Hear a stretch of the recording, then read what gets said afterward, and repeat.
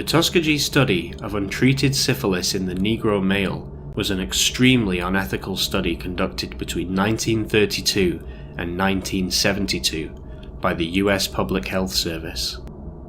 Treatment, however, was not the purpose of this particular study, and as the name suggests, the real research being conducted during this 40-year experiment was on the natural history of untreated syphilis and its devastating effects on the human body.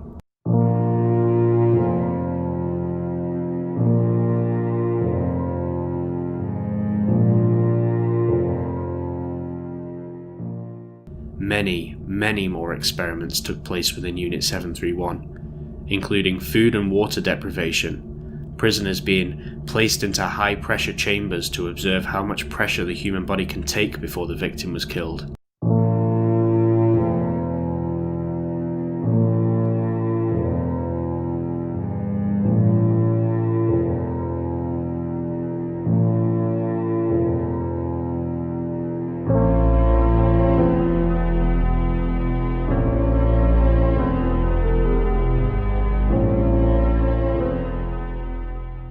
Now has the greatest loss of life globally, a rather huge and horrifying milestone for this country.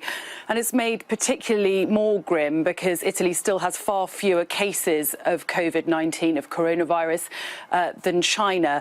Now, it's in part down to Italy's older population. It has the second oldest population in the world after Japan. But it's also in part down to the pressure on the healthcare system that we are seeing in the north, in Lombardy.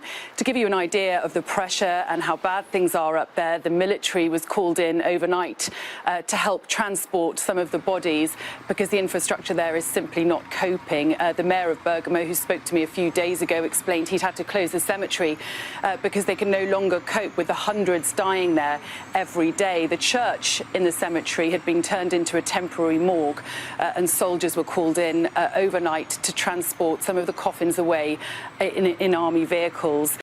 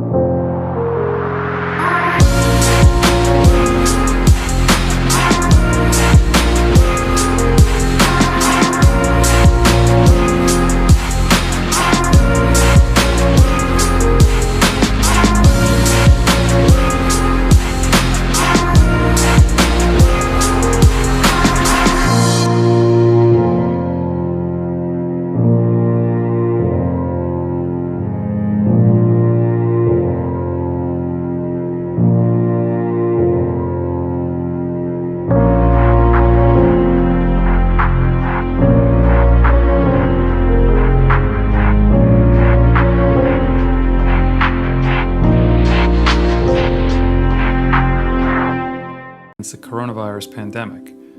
Political science researchers Matt Mota and Kristen Lunds Trujillo conducted a survey of almost 500 adults in the US in April on their views on vaccines for COVID-19. 23% of the respondents said they would not be willing to get vaccinated if a COVID-19 vaccine becomes available. 62% of the people who were already skeptical about vaccines were not willing to change their mind. These preliminary findings suggest that anti-vaccine beliefs could jeopardize the effectiveness of a COVID-19 vaccine and collective immunity. Experts estimate that 50 to 70% of Americans would need to develop immunity to COVID-19, naturally or through a vaccine.